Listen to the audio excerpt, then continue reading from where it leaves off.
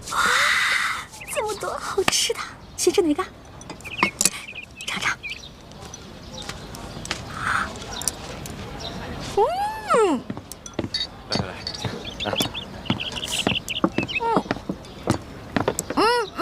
不太够。啥？听说你们京城最好吃的是烤鸭，对吧？去，给我拿一只。客官，您点的这桌菜，足够4、5个壮汉吃了。烤鸭你吃得完？什么意思啊？怕我吃不起是不是？我有的是钱。去，给我挑一只肥的啊！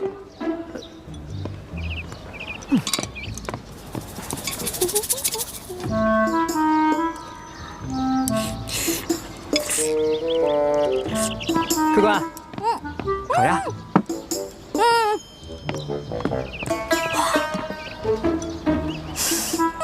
烤鸭。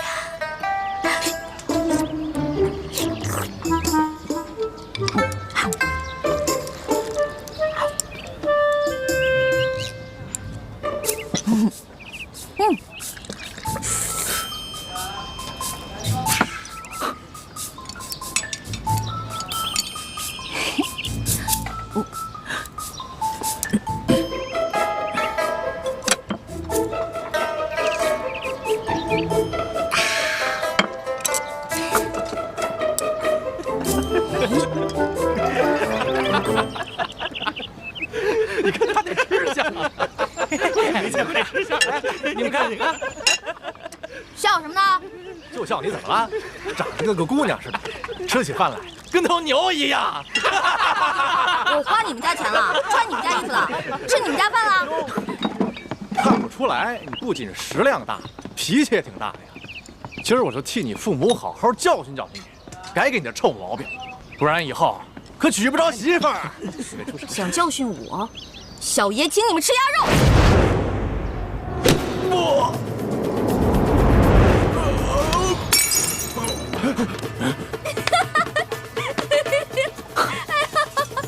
找死！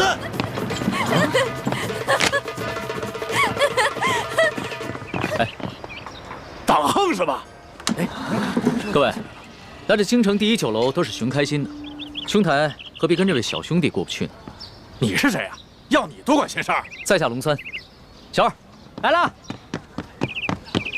怎么了，几位爷？这样，你给这位客官加几个好菜，再加1壶好酒，都记在我账上。在下替这个小兄弟向你赔个不是。哎，来，几位爷消消气儿，这边请。哼。小二，这些银子够不够？够，用不了这么多。剩下的都赏你了。好，谢谢爷。果然是个富家公子，哼，有钱了不起啊！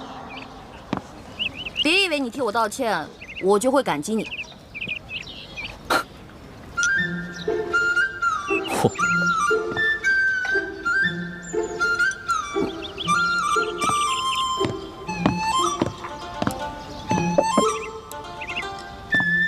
小兄弟，看你那么喜欢吃美食，这个呢，是我自家带过来的糕点，外面吃不到的，赏脸1品吧。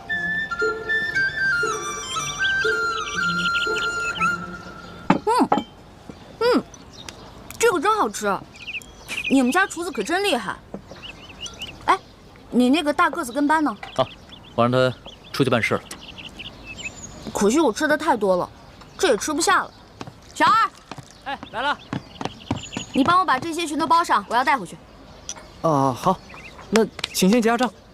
哦。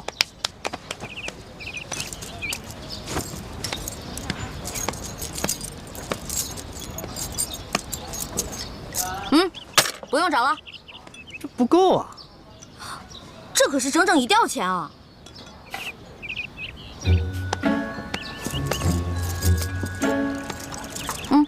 拿去。这还差得远呢。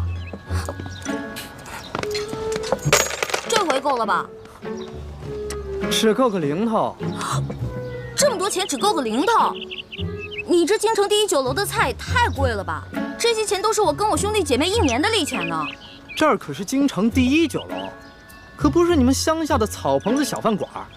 你看看咱这桌布，再看看咱们店的陈设，啊！我跟你说，除了皇宫敢用黄色，普天之下没人敢用黄色，唯独本店。为什么？因为本店是先皇特许。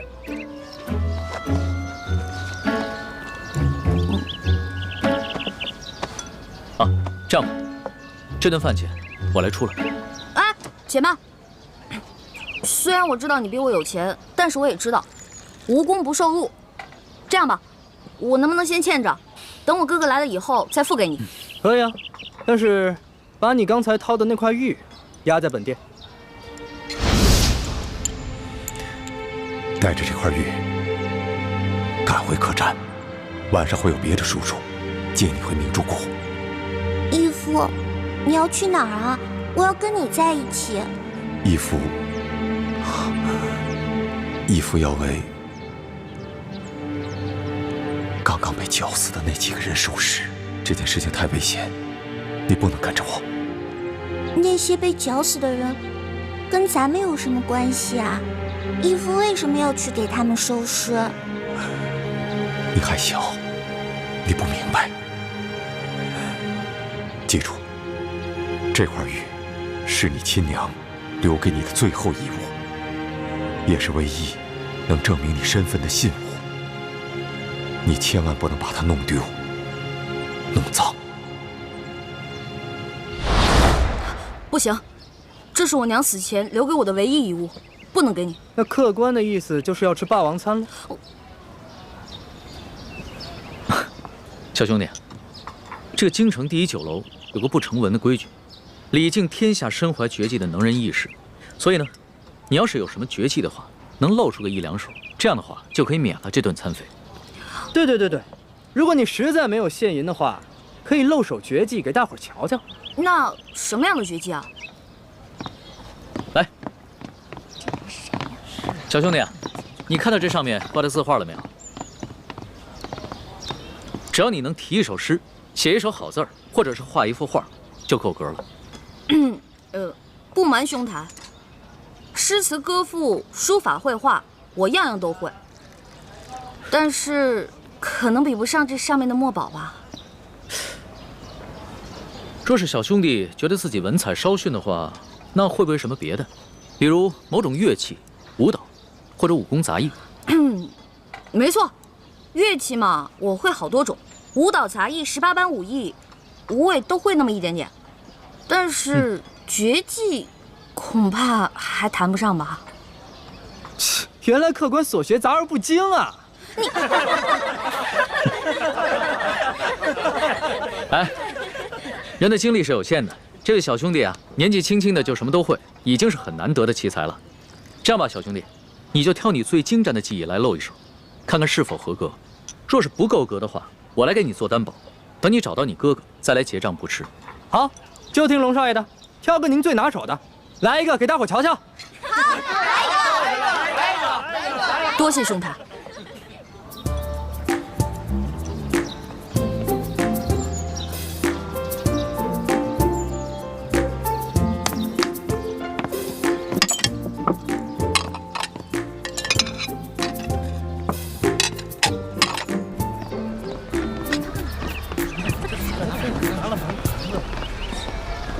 他要干嘛呀？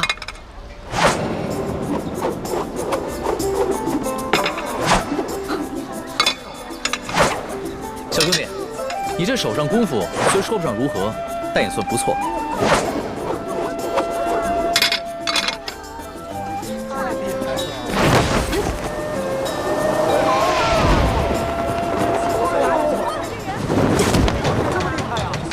好，原来小兄弟最擅长的是轻功啊！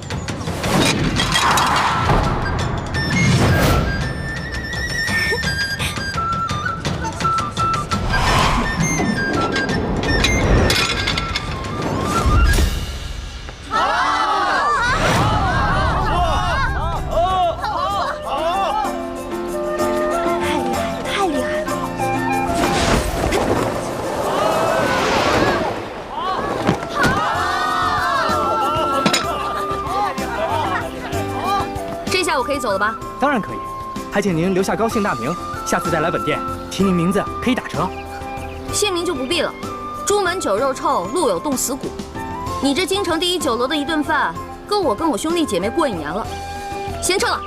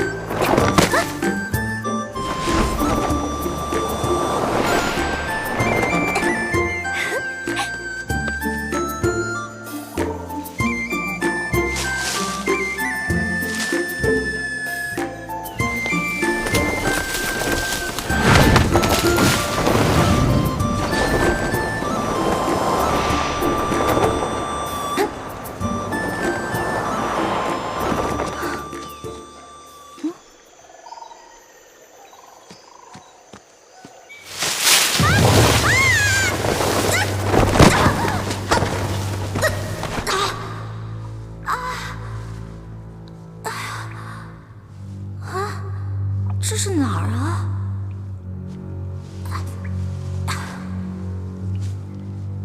我怎么从来都没来过这个地方？难道以前有人住在这儿？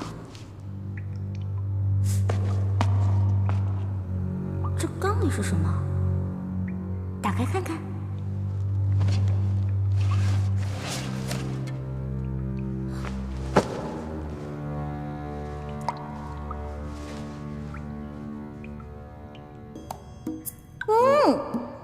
原来是野山葡萄酒啊！这还有野山葡萄酒呢。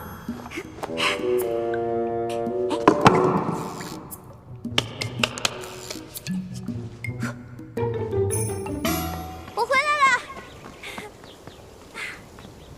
你跑哪儿去了？大伙都快急死了。有什么可着急的？我都这么大个人了，能出什么事儿？爹，你就知道游山玩水，不务正业，你知道吗？你的师哥师姐们都已经通过考核，可以出师了。真的？恭喜各位师哥师姐了。薛姐姐，那你到江湖可什么事儿都得分享妹妹一份，好吃的好喝的都得给我留着，知道吗？没问题。就你那3脚猫的功夫，跟着你师哥师姐们，还不是拖累他们？才不会呢！你也太小气了吧！师哥师姐才不会呢，他们会有福同享，有难独当的，是不是？大不了他们打劫，我站岗；他们吃肉，我喝汤嘛。就知道油嘴滑舌，懒得理你。马上跟我回去，过1个时辰，面壁思过。跪就跪。走了。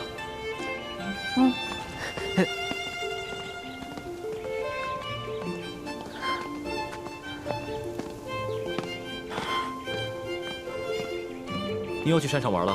你不知道山上有野兽出没吗？很危险的。哎呀，你怎么跟我爹似的？哎，不过我在山上发现一个特别好玩的地方。你呀，就知道玩。什么好玩的地方？也不知道是谁在那个山洞里啊，放了一大缸葡萄酒。真的？不许再去了。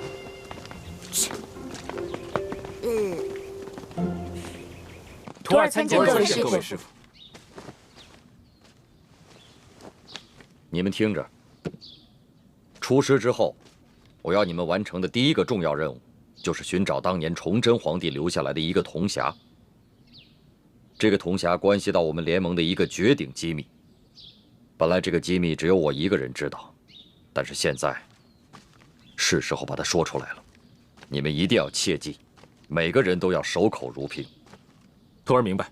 徒儿明白。当年崇祯皇帝自尽前几年，他就预感到大事不妙，所以提前做了准备。他把皇宫中还有国库中所有的金银财宝全都集中起来，命心腹之人藏在一个隐秘的地点，并制造了一张藏宝图。藏宝图？那我们找到了，是不是就发财啦？除了这些用以光复大明的财宝，崇祯皇帝还秘密筹建了3个基地。这第1个基地现在在台湾，由延平王郑经领导；2号基地就是咱们的明珠谷，由我和谷主陈胜男来领导；这第3个基地更隐秘，连我都不知晓。崇祯皇帝把这3个基地的资料，还有派遣到全国各地潜伏的大明义士名单，制作了一本小册子。晋王，那现在这个铜匣在何处啊？清军入关以后，这个铜匣很可能落到清军手中。不过，他们不知道铜匣的秘密。当年崇祯皇帝集结了大明王朝所有能工巧匠，为这个铜匣制造了3道机关。要想打开铜匣，必须有3把金钥匙同时插入，才能打开。如果金钥匙不齐全，想要强行打开铜匣，就会触动铜匣的机关，那么藏宝图和名册将会被损毁。那这3把金钥匙，这3号金钥匙上面有翡翠饰物，是在台湾延平王郑经手中。这第2号金钥匙上有玛瑙饰物，本来是张献忠所得，后来落到了我的手上。这第1号金钥匙上有白玉饰物，当年由永历帝亲藏。当年我父皇被吴三桂所弑，那1号金钥匙应该落在了吴三桂的手中，只是不知道是否交给了清廷。此番你们出谷，有2项重要任务：第一是想尽一切办法找到铜匣和金钥匙；第二就是联系天下义士，挑起鳌拜跟康熙之间的矛盾，引发清廷内乱。请师傅们放心，徒儿一定尽最大努力，将2项任务一一完成。好，此番你们出谷行动，一切都听太子调遣。太子，你就不要再用真实身份朱慈轩，而是用化名李建清。大家也不要叫他太子，而称他为大师兄，明白吗？记住了。记住了。 2项任务都要先去京城，你们回去收拾一下，明天一早就出发。去京城啊？太好了！从小到大我就知道京城是全国最繁华的地方，带我去吧。你不能去。为什么？你平时不学无术，吊儿郎当的，武功暗器、奇门八卦、18般武艺，样样稀松。所以你继续留下来，跟你的师弟师妹们继续学习练功。这不公平！哎呀，爹，你就让我去吧，我在谷里闷得快要烦死了。我跟猪哥哥、学姐姐一起完成任务，行不行啊？是啊，大师傅，您就让一欢跟我们一起去吧。是啊，让一欢一起去吧。大师傅，就让小师妹跟我一起走吧。爹，太子，你是这次行动的总负责，那么一欢是留在谷中，还是跟你们出去一同执行任务，都由你来决定。猪哥哥，从小到大你最疼我，是不是？你肯定会同意我去的，是不是？啊？欢妹，此番我们出谷要执行的2项任务，都事关重大。我要对全局负责，更要对你的安危负责。所以啊，你就乖乖留在谷中，继续游山玩水，逍遥快活吧。等我回来，给你带好吃的。爹及诸位师傅在上，一欢历来胸无大志，唯愿吃遍天下美食，穿遍天下美衣，还有找齐珍贵药材，配出冰肌血肤养颜膏，治好倩影姐姐的脸。还望诸位师长原谅一欢违禁出谷，待实现3大愿望之后，一欢再回谷，负荆请罪。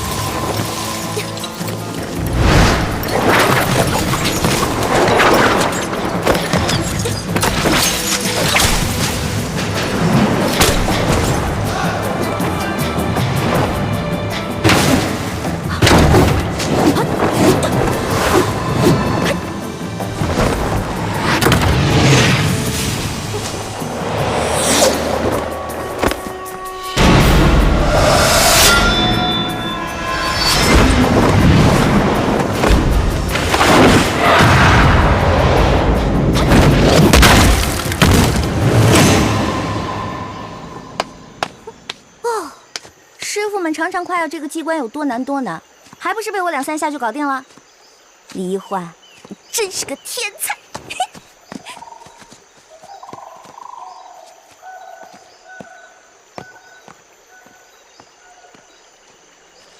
范先生，你立刻飞鸽传书给太子他们，告诉他们，奕欢已经出谷，让他们务必保护好奕欢。既然晋王担心公主的安全，为何还要故意简化机关，放她出谷呢？唉，晋王，7年前，当时我逼不得已，就自作主张，就把公主跟你儿子给调包了。7年前，我亲手射杀的女儿，竟然是我大明朝最后一个公主。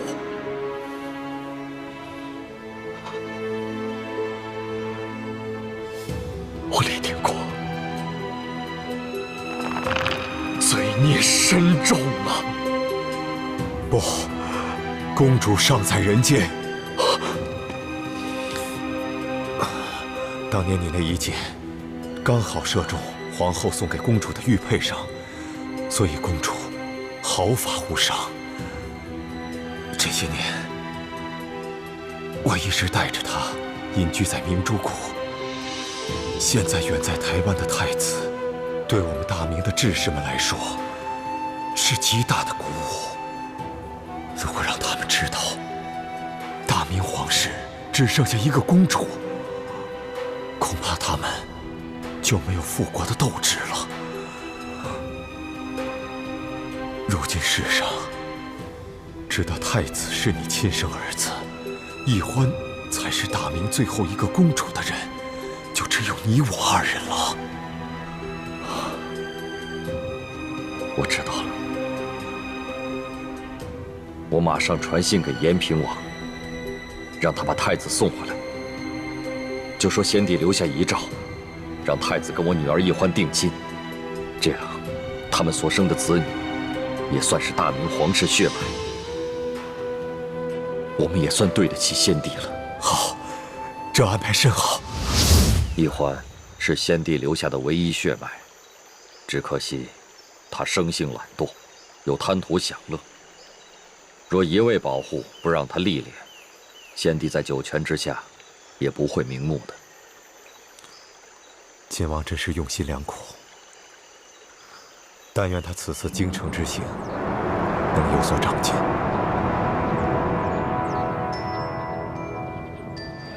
你看桃仁，好看，多好这个！哎，卖鸟嘞！哎，您看我这鸟。鸟儿应该自由的飞翔，不应该在笼子里。哎，您干嘛？对不起啊。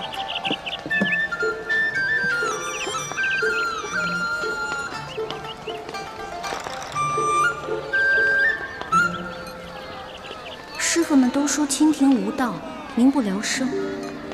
可为什么京城又如此繁华呢？难道是师傅们久未出国，已经不知道这个世界变了吗？让开！让开！让！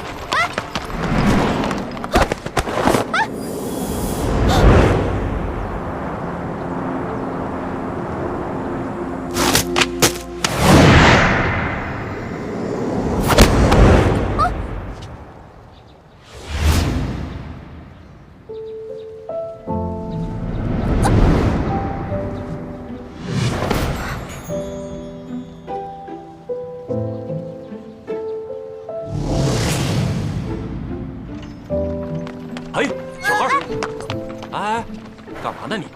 啊？对不起啊。不妨事。是，少爷。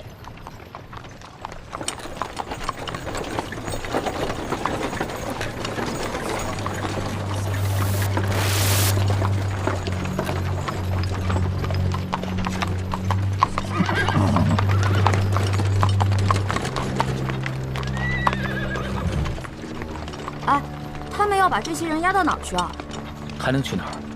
当然是菜市口了。菜市口，卖菜的地方。哼，菜市口你都不知道啊？菜市口是朝廷行刑的刑场。那他们犯了什么罪啊？那车上还有婴儿呢，也要被砍头啊？哎，他们可是前明的余孽，口口声声要光复大明，这都是特等的大罪，是要诛九族的。当今皇上这么残暴，诛九族，怪不得这些人要光复大明。我说臭小子，你胡说什么呢？啊，你信不信我？哎，这位小兄弟，不过随便说说，不妨事。是。小兄弟，听你的口音，不像是京城人吧？第一次来。来京探亲访友的。算是吧，主要我想看看紫禁城长什么样，再吃点京城的美食。如果有机会能看到皇上长什么样就好了。要瞧紫禁城容易啊，远远的看一眼也就是了。要吃京城的特色美食，京城第一酒楼一定能包你满意。但是皇上身居大内，可不是你想瞧就能瞧见的。瞧不见就算了呗，我也只是好奇而已。哎，你们说那暴君是不是长得青面獠牙，极其恐怖啊？你胡说什么呢？啊，你又没见过皇上，凭什么说皇上长得青面獠牙？还诅咒说皇上是什么暴君？你找死啊！本来就是，我虽然没看见过皇上，可他动不动就株连九族，连生下的婴儿都不放过，不是暴君是什么呀？你要再敢胡说，我就把你……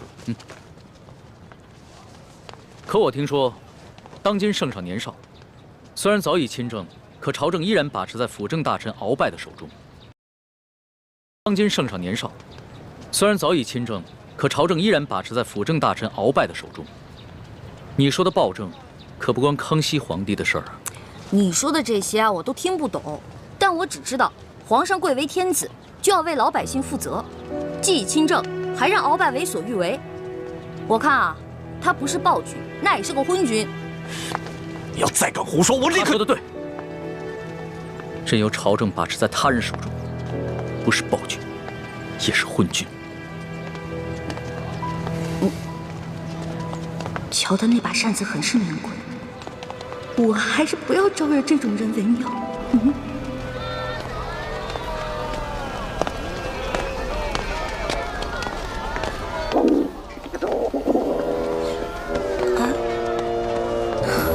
好了好了，我知道你饿了，要不然先把你填饱了，再去找猪哥哥他们。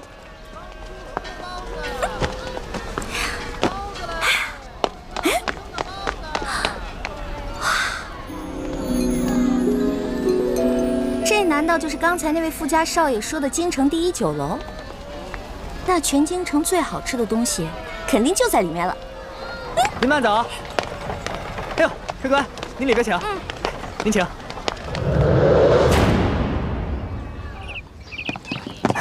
客官。来，客官，您坐这儿。我要坐那儿。哎，我要看着京城最好的风景。就这样。客官，您一个人犯得着用那么大的桌子吗？要不咱换换？我一个人怎么了？我能吃4个人的量。去，给我拿菜单。哎。哇。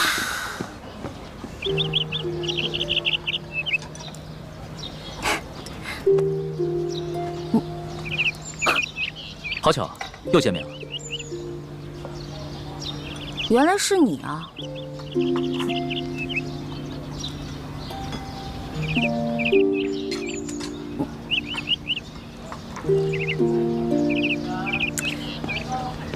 哎，这位大哥，你干嘛总盯着我看啊？我脸上长花了。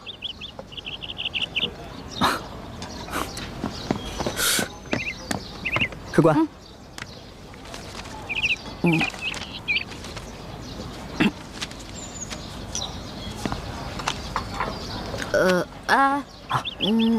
他桌子上的菜给我来一模一样的。客官，那桌还有客人没来，您点那么多，一个人吃得完吗？哎，你管那么多干嘛呀？我让你去给我做，你就赶紧做。哎，等一下，再给我来一壶好酒，我要你们酒楼里最好的酒。好嘞。去吧。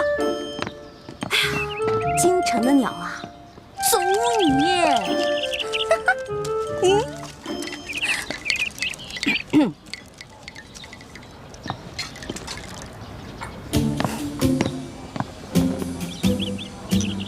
我说这位大哥，干嘛一直瞪着我看啊？还瞪我是吧？行，今天你瞪我，那我就瞪你，看谁瞪得过谁。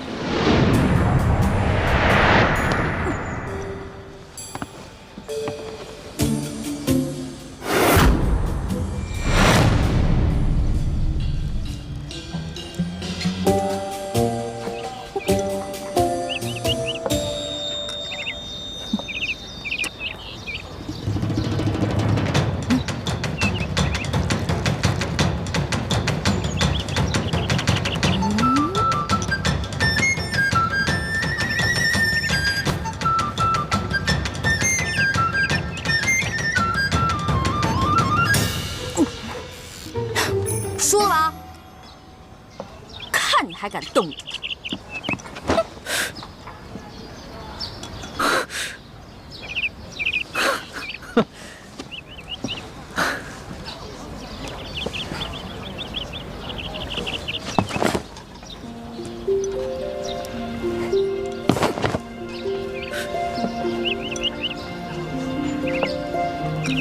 无赖！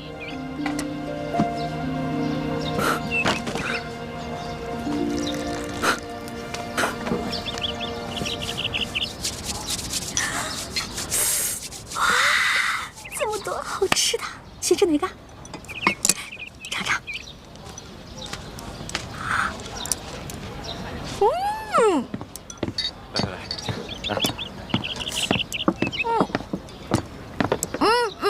不太够。啥？听说你们京城最好吃的是烤鸭，对吧？去，给我拿一只。客官，您点的这桌菜，足够4、5个壮汉吃了。烤鸭你吃得完？什么意思啊？怕我吃不起是不是？我有的是钱。去，给我挑只肥的啊！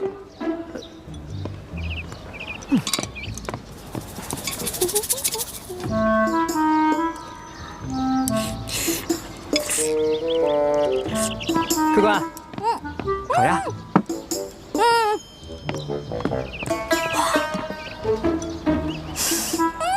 烤鸭。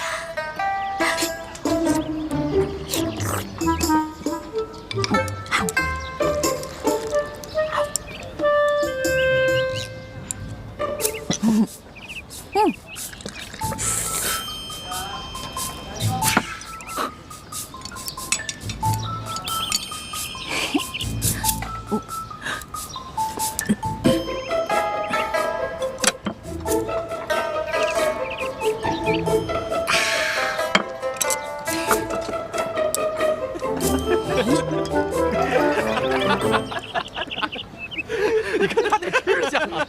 快吃下来！你们看，你看，笑什么呢？就笑你怎么了？长得跟个姑娘似的，吃起饭来跟头牛一样。我花你们家钱了，穿你们家衣服了，吃你们家饭了。看不出来，你不仅食量大，脾气也挺大的呀。今儿我就替你父母好好教训教训你，改给你的臭毛病，不然以后可娶不着媳妇儿。想教训我，小爷请你们吃鸭肉。不。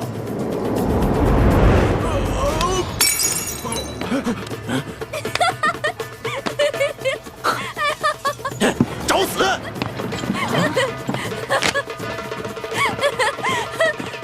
哎，当横是吧？哎，各位，来这京城第一酒楼都是寻开心的，兄台何必跟这位小兄弟过不去呢？你是谁呀？要你多管闲事儿？在下龙三，小二，来了。怎么了，几位爷？这样，你给这位客官加几个好菜，再加一壶好酒，都记在我账上。在下替这位小兄弟向你赔个不是。哎，来，几位爷消消气儿，这边请。哼。小二，这些银子够不够？够，用不了这么多。剩下的都赏你了。好，谢爷。果然是个富家公子啊！哼，有钱了不起啊？别以为你替我道歉，我就会感激你。嚯！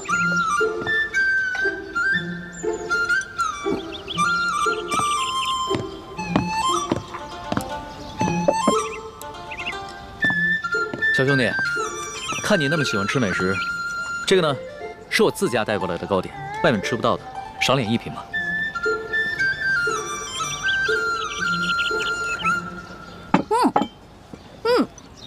这个真好吃，你们家厨子可真厉害。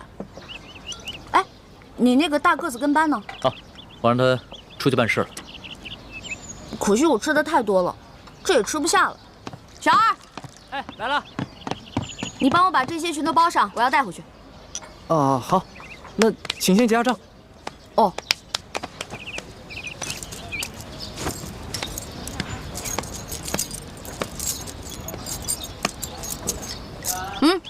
不用找了，这不够啊！这可是整整1吊钱啊！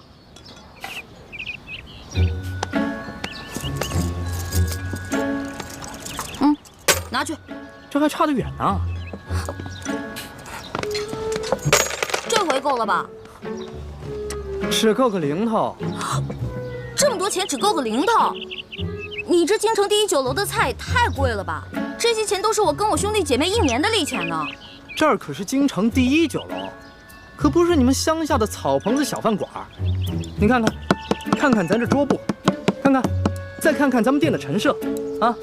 我跟你说，除了皇宫敢用黄色，普天之下没人敢用黄色，唯独本店。为什么？因为本店是先皇特许。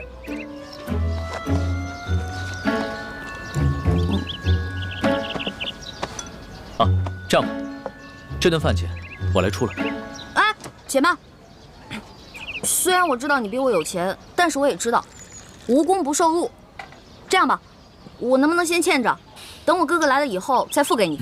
可以啊，但是把你刚才掏的那块玉压在本店。带着这块玉赶回客栈，晚上会有别的叔叔接你回明珠谷。义父，你要去哪儿啊？我要跟你在一起。义父要为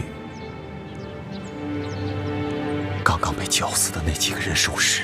这件事情太危险，你不能跟着我。那些被绞死的人跟咱们有什么关系啊？义父为什么要去给他们收尸？你还小，你不明白。记住，这块玉是你亲娘留给你的最后遗物，也是唯一能证明你身份的信物。你千万不能把它弄丢、弄脏。不行，这是我娘死前留给我的唯一遗物，不能给你。那客官的意思就是要吃霸王餐了。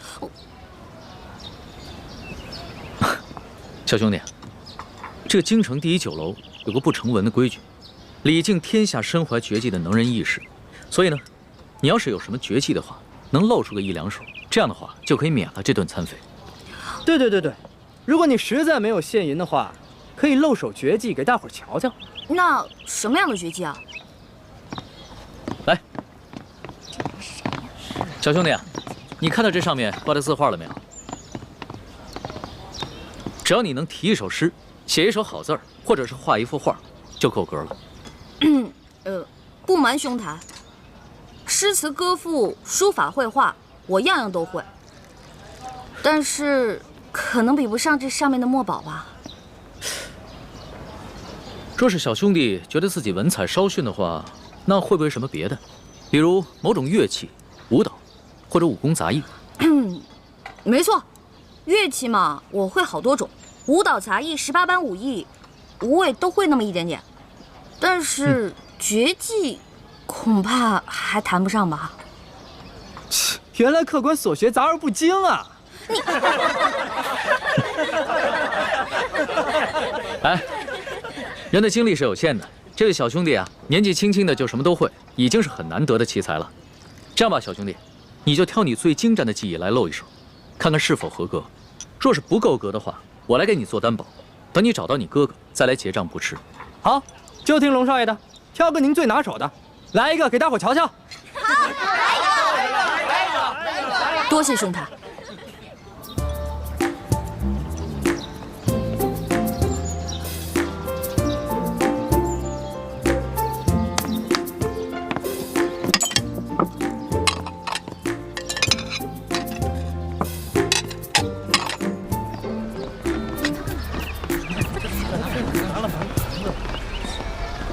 他要干嘛呀？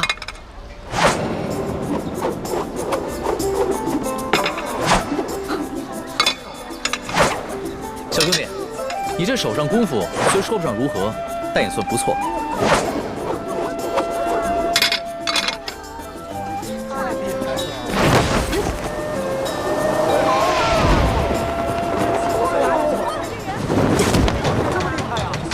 好，原来小兄弟最擅长的是轻功啊！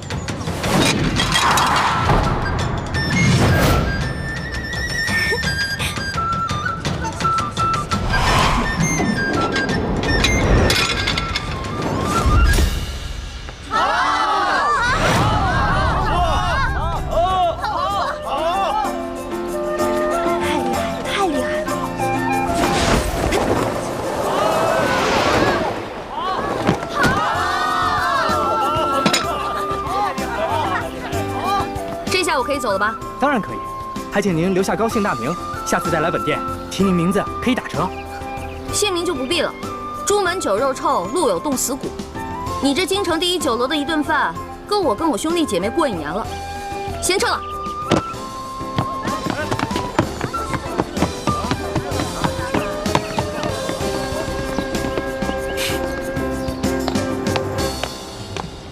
哎呀。没想到来京城的第一顿饭花了我这么多钱，还没找到朱哥哥他们就变成穷光蛋了。要是再找不到朱哥哥的话，那我就要露宿街头了。等会儿那个龙三出来，他往那边走，我们跟过去，然后把他抓了。龙三。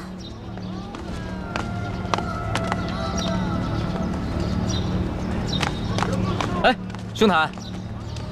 我正追上你呢。哎，兄台，喂，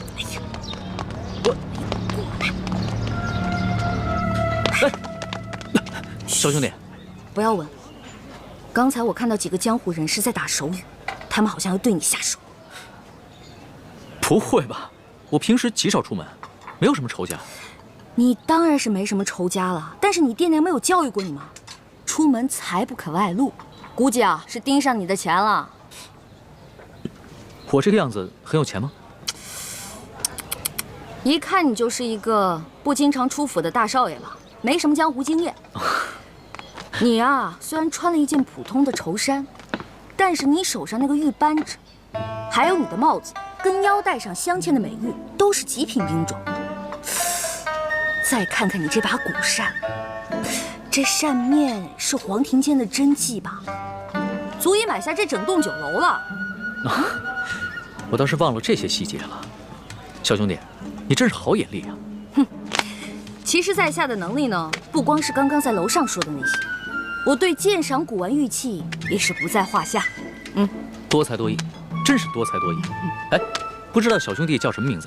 我们交个朋友吧。哎，你先别问我叫什么名字，我先问你，那个揪我小辫子，你那个大个子跟班呢？我原来还带了几个跟班，不过都被我派出去办事儿了。我们约好了，在街角转头的那个书画斋门口碰头。哎呀，如果你这样一个人出去的话，估计你也走不到书画斋了。那怎么办啊？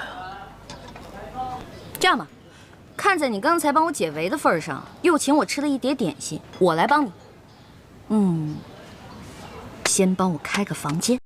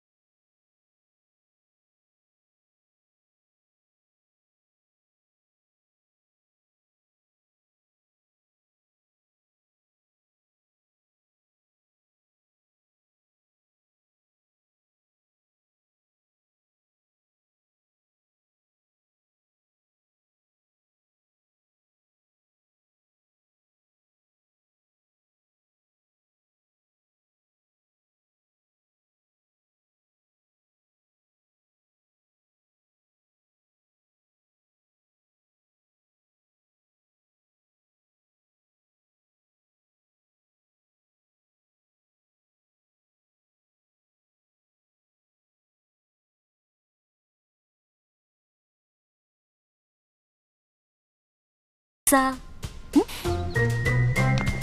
那就多谢小兄弟了。想不到这天子脚下，北京城内，光天化日还有人抢劫绑架，也难怪朝廷会实行严苛的刑罚。亏你还饱读诗书，这什么狗屁道理？推行暴政，我虽然不懂国之大事，但是我也知道，唯有仁政才能治理天下。还愣着干什么呀？赶紧去换衣服呀！哦。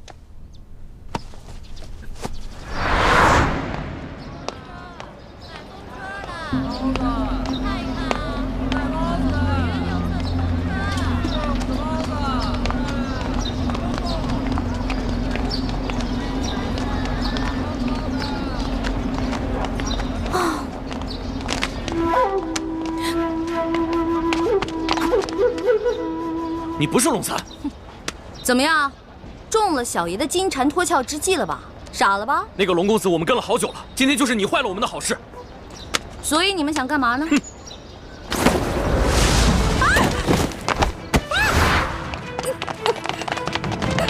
快！完了完了，这下惨了，龙三啊，我不过吃了你一碟点心，却要把一条命赔给你了。你肯定会误会我顺走了你的财物，在背后骂我见利忘义、不讲信用。哎呦，真的是冤枉死我了！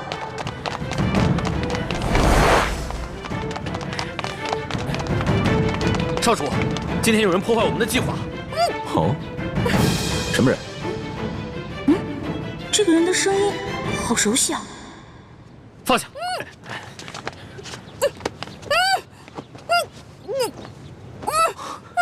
欢妹，怎么是你啊？把绳子解开。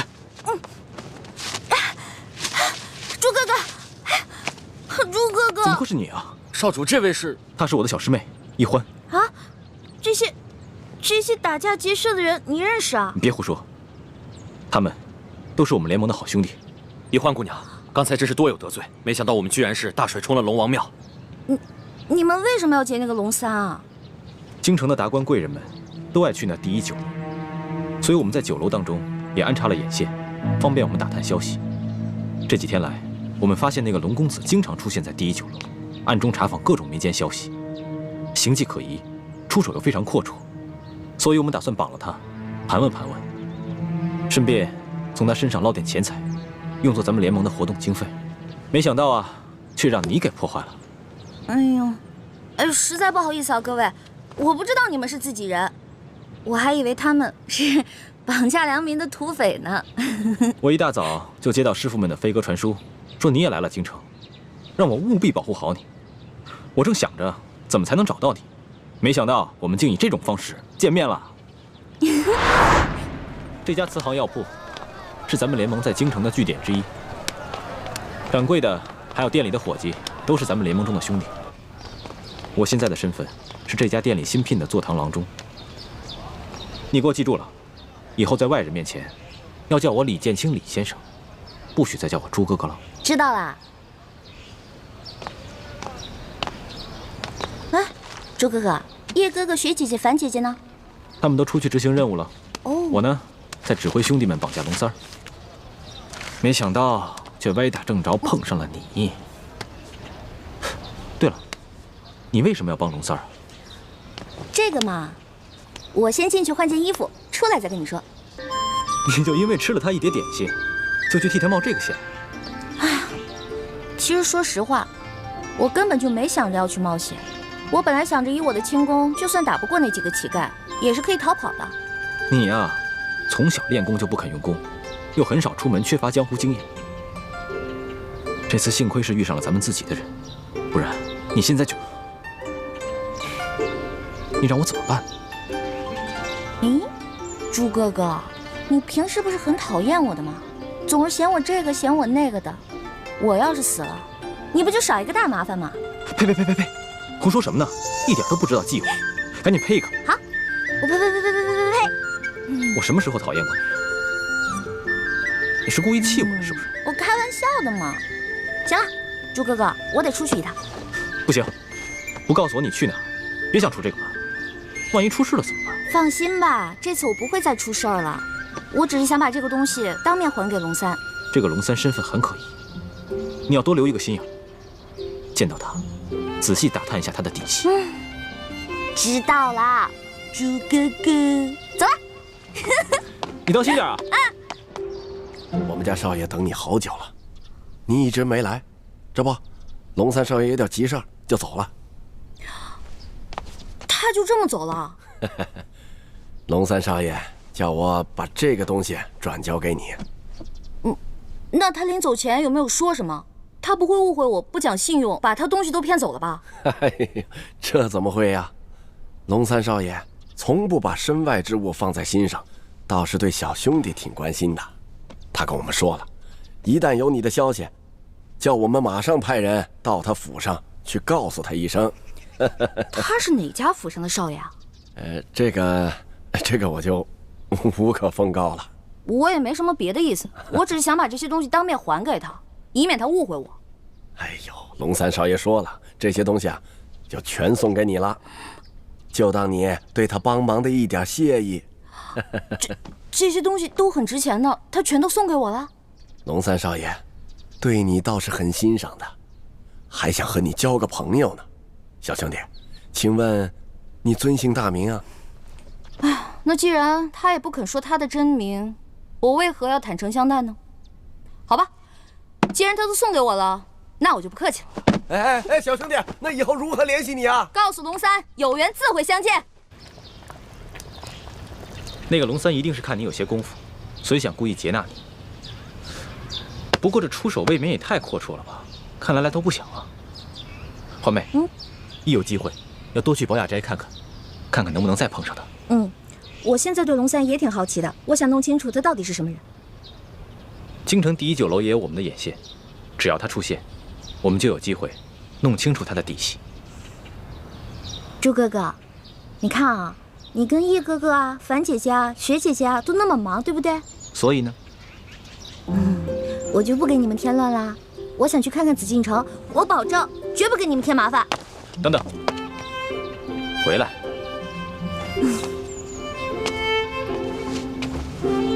别搞得跟三脚猫似的，一点都不知道分寸。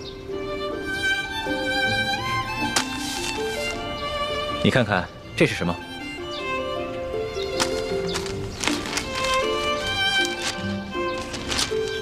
我知道你想去紫禁城，我陪你去。不过在去之前，咱们是不是得熟悉一下京城还有紫禁城的地图啊？这个是午门，午门前面是太和门。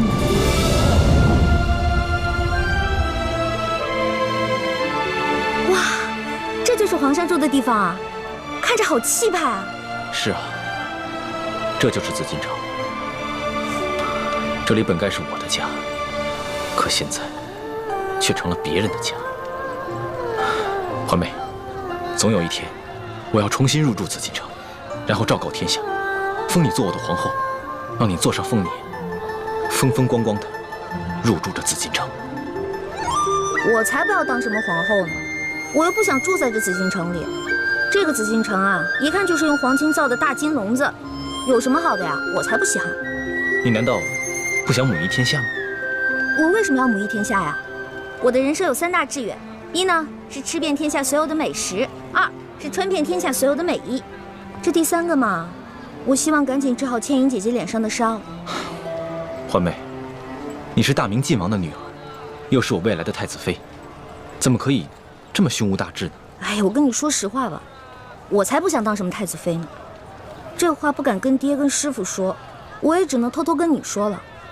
现在这世上太平，老百姓可以吃饱穿暖，这天下姓朱或者姓爱新觉罗又有什么区别呢？师傅为什么一直想要光复大明啊？你怎么能说出这么大逆不道的话呢？看，你生气了还？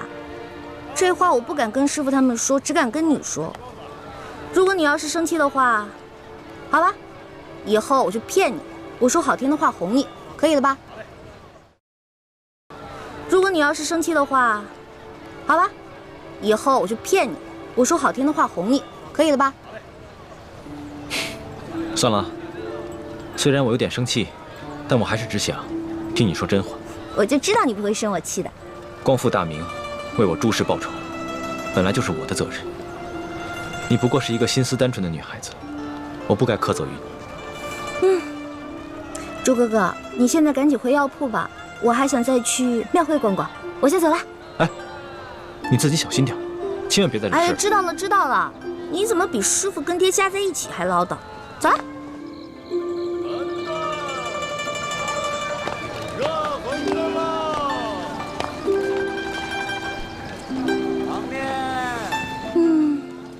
好香啊，好想再进去吃一顿。可惜这天下第一酒楼的菜价真是太贵了，根本吃不起。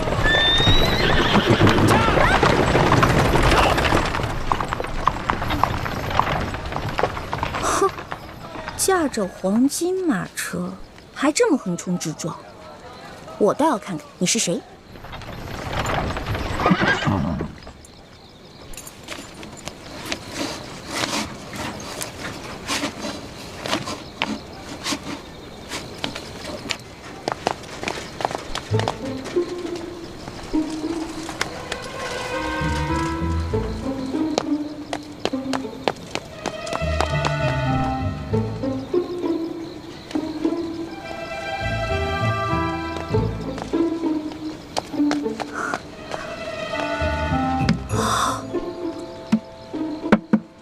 哇，真金的呀！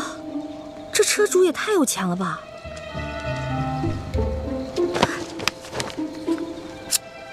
哼，看这车夫刚才那么嚣张的样子，估计这个车主也不是什么好人。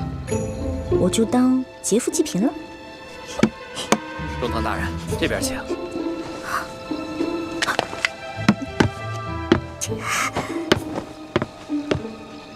中堂大人，请上车。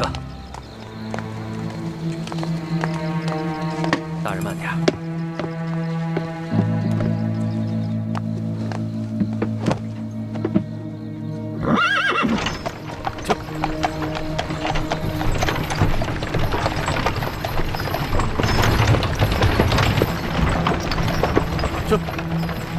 当今世上，只有4位辅政大臣之一的鳌拜人称中堂。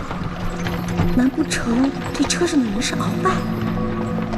鳌拜权倾天下，怪不得这车这般华贵，行人也都避让不及。想来他们也都认得。哎呀，一环呀一环，这次你可玩大发了。这鳌拜可是大清第一勇士，要是被他发现你这个小毛贼，你这小命可就不保了。救苦救难的观世音菩萨，你可一定要保佑我。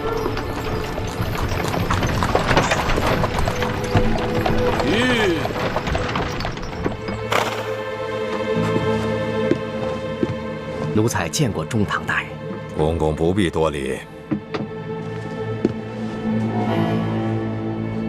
宫中一切可都好吗？一切尽在中堂大人的掌控之中。皇上好吗？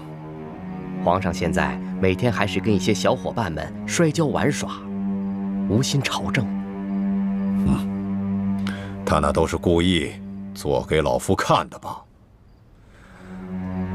当年顺治爷临终托孤的情景，老夫至今难忘啊！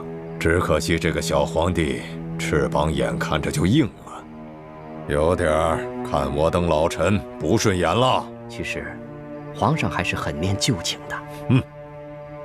帝王天子，有谁是心慈手软、真念旧情的？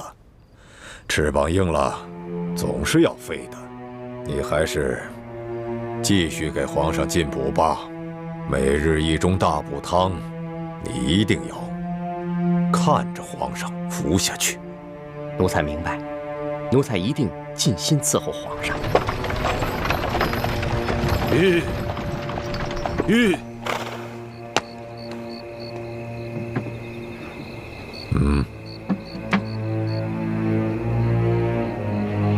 这是这个月的大补丸。多谢中堂大人。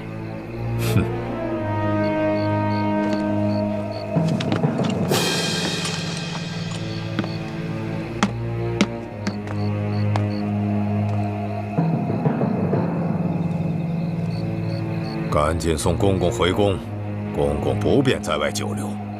奴才遵命。回宫？难道是回紫禁城？我的天哪！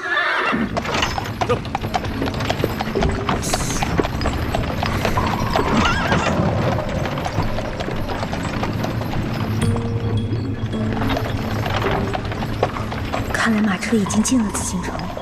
今天白天只看了紫禁城外的样子，不知道里面是什么样子。这马车等会儿肯定要出宫回鳌拜府。我是继续躲在马车上等出宫呢，还是找机会留在皇宫啊？啊，好难得有机会进了皇宫，我要是不观光一下就离开，会不会太可惜了？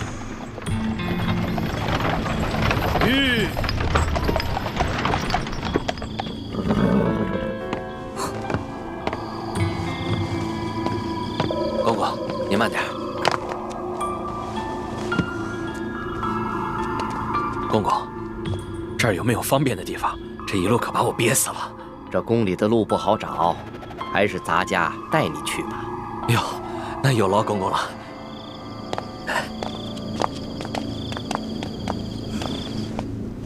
哎呀，啊，行行行，我知道你饿了，别叫了。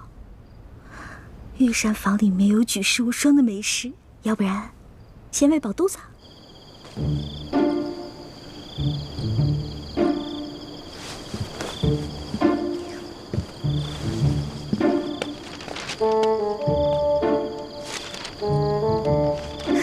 御膳房。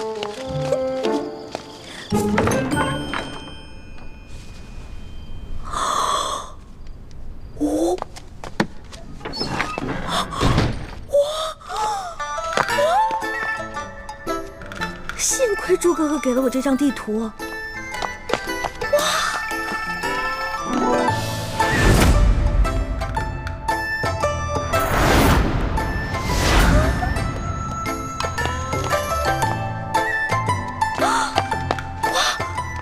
这么多金银财宝，全是真的。上了鳌拜的车反而因祸得福了。我得把这些金银盘子全都带走，带到明珠谷给我的姐妹们。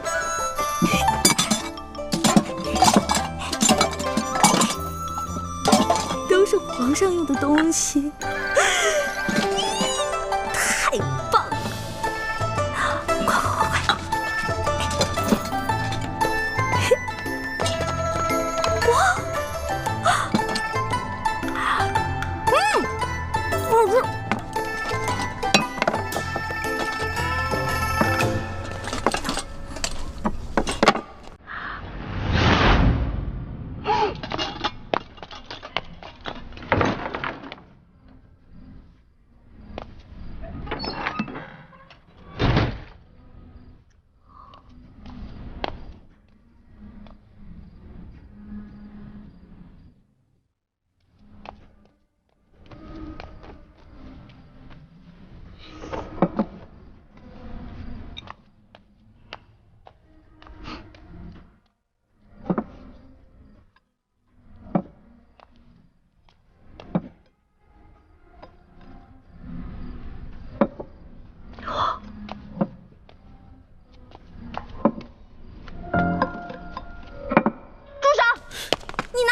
行了，你还要都拿走？是你啊？谁啊？我跟你不熟，别跟我套近乎啊！哎，是我。哎，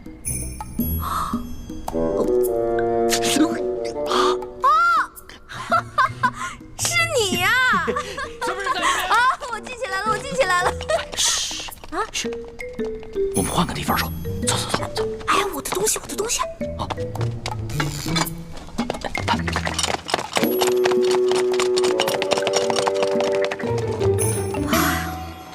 哎呀，哎呀，吓死我！哎，多谢你啊，还好有你在，要不然我就被抓了。不过你到底是谁啊？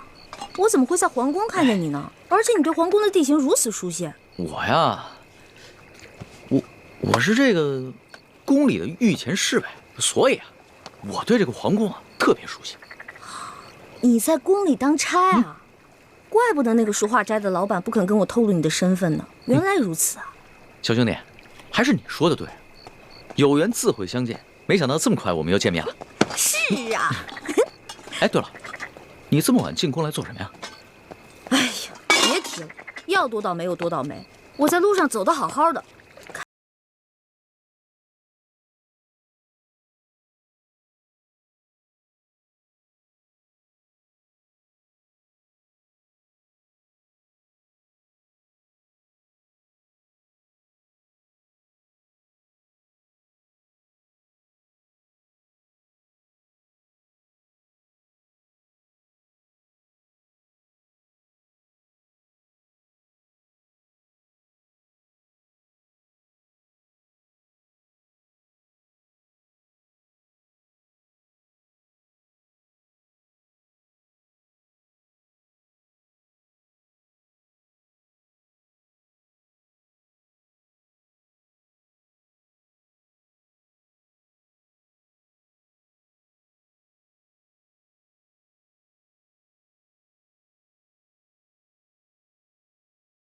外在宫里会有奸细，但没有想到他居然如此放肆，胆敢公然勾结内奸，真是不把皇上放在眼里。还是小皇帝无能呗，这拉屎的呀，居然被吃屎的欺负。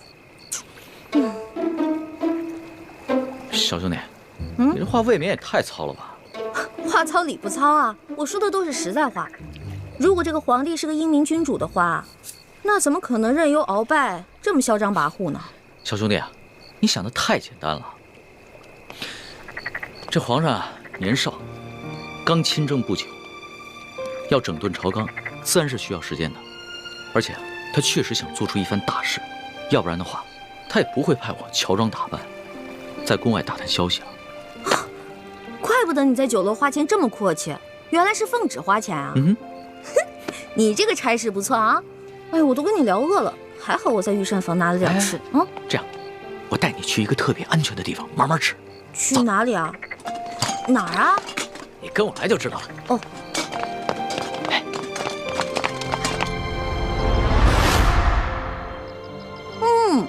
好吃。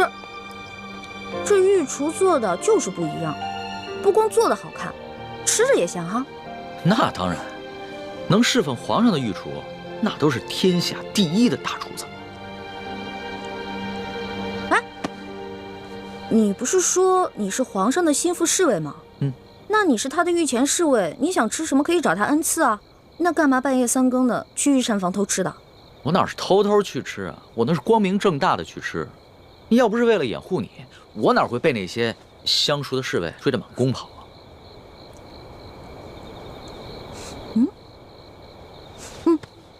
怎么？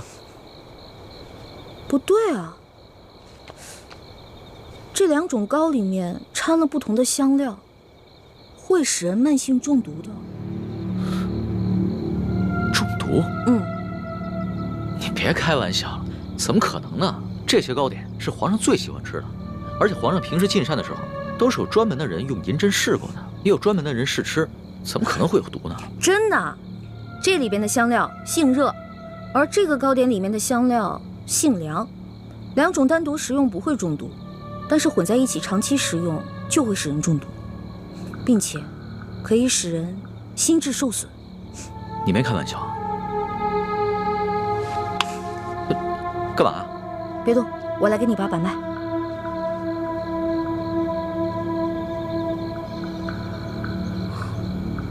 这位小兄弟，你的脉象已经显示你慢性中毒了。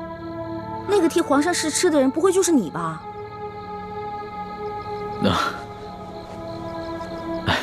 实不相瞒。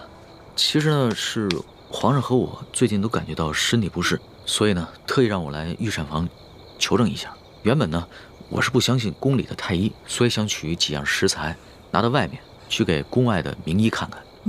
一开始见到你在那儿的时候，我以为啊你是下毒的人，派来毁灭证据的。后来看到你毫无顾忌的大吃大喝，然后又跟我说了这些话，到现在我才相信你。遇到本李大侠李易欢，算你运气，知道吗？李易欢，姓李名易欢，这名字挺好听的。那当然了，我不仅名字好听，还会识毒，并且还会解毒呢。那我和皇上的毒能解吗？哎呀，你和皇上的毒嘛，解是可以解，不过这药材配起来比较难，而且这药材价格不菲啊。钱不是问题，你想要多少，我给你多少。好，3日以后在第1酒楼，我带着解药，你把药钱给我。这个药钱嘛，10两黄金。没问题，我看也不必等到3日以后。我这枚玉扳指肯定不止10两黄金，你先拿去吧。哇，果然是个好扳指啊！你就这么把扳指给我了？你也不怕我骗你啊？我相信你，虽然我们2个相识不过1日，但是我能看得出来，你是一个有本事的人。只要是有本事的人，都不会因为钱财而背信弃义的。有眼光。我是个有本事的人，我的本事不光这些，还有很多呢。以后有机会慢慢让你见识啊。好啊。不过呢，刚才在御膳房咱们2个交手的时候，我发现你的武功啊，其实比我好不到哪儿去啊。没本事的人才会靠蛮力，像我们这种有本事的人是靠这里，知道吗？再说了，我就是一个江湖小贼，我这点本事也足够了。但是你是御前侍卫啊，那你这3脚猫的功夫怎么当的御前侍卫？哎，你跟我说实话，是不是你投了个好胎，有了个好爹，才让你当上御前侍卫的？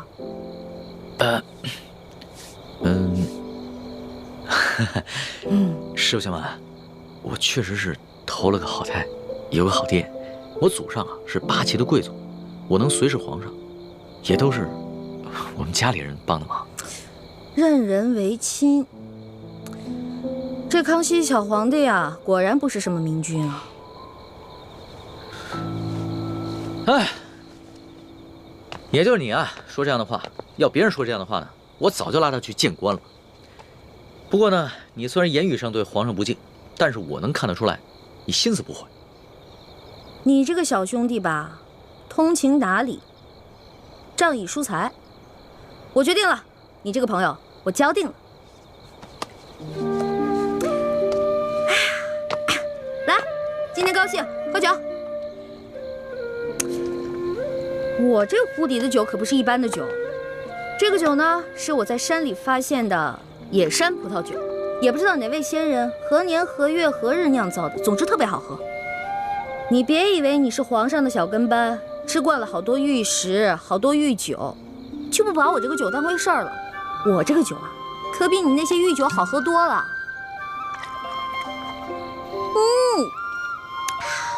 爽，尝尝。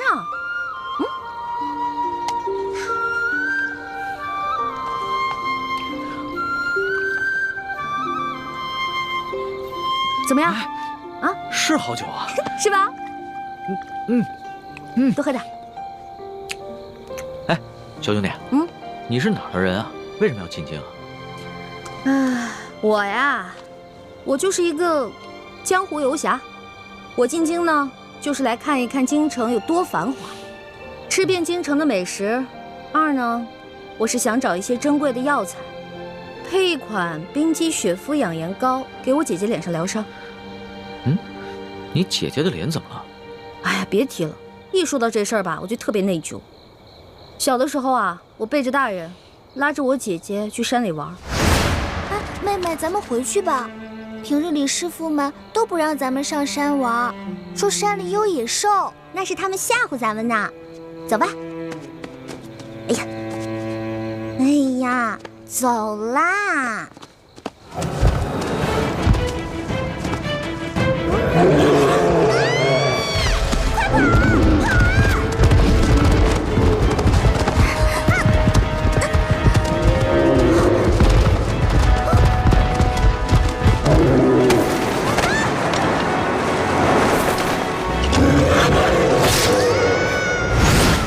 所以我姐姐脸上就落下了伤痕。我义父是个名医，他说要想治好我姐姐脸上的伤，就得用稀有的药材配成一副冰肌雪肤养颜膏。但我们家比较穷，这些药材一直凑不齐，所以我就想啊，什么时候能把我姐姐脸上的伤治好就好了。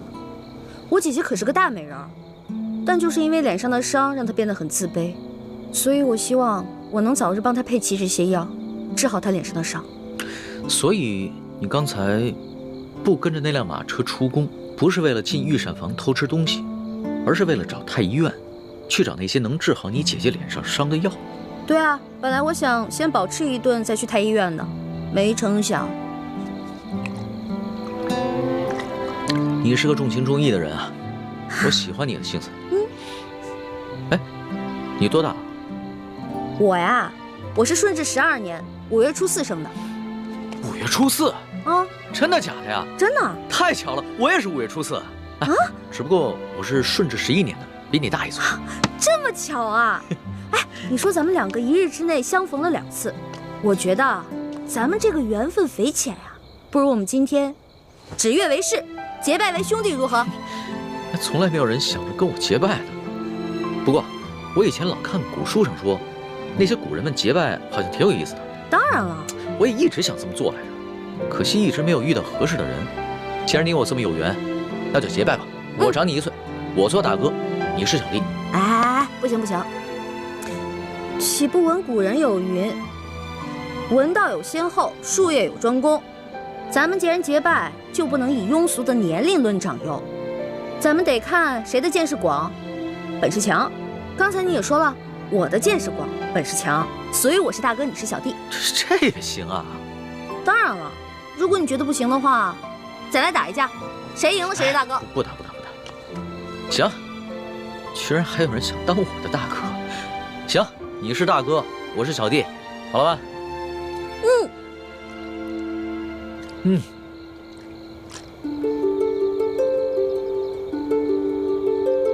我李易欢，我龙三，今日对着月亮发誓，结为异姓兄弟。从今往后，有福同享，有难同当，永不背弃。同生共死，同甘共苦，如有违誓，天打雷劈。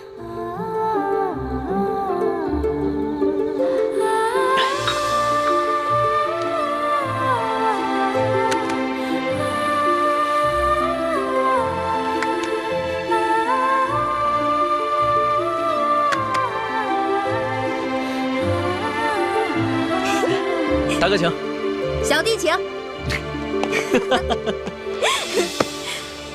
哎，对了，我们现在都结拜了，以后不能骗你了，要不然会天打雷劈的。大哥，你说什么呢？你可真是个小白兔！我之前说那个解药说要10两黄金，其实只需要10个铜板。我跟你结拜了，所以自然不能骗你了。哦，还有这个玉扳指，还给你吧。我是刚开始看你那么有钱，所以想顺便敲敲你的竹杠。不过现在咱们都结拜了，我就不能再骗你了，我得讲义气啊。大哥果然是个性情中人。不过我们刚刚对着月亮发誓，要有福同享，有难同当。小弟的东西呢，就是大哥的东西。这个玉扳指，大哥你就好好收着吧。这个东西啊，小弟多的是，不必还我了。当真啊？当真。我们刚刚发过誓的，你总不想让小弟被天打雷劈吧？像你这样的小白兔，行走江湖不得被人炖了给烤了吃啊！不过你放心吧，现在有大哥在呢，大哥保护你。行，那日后小弟就多仰仗大哥观察了。放心吧，乖啊。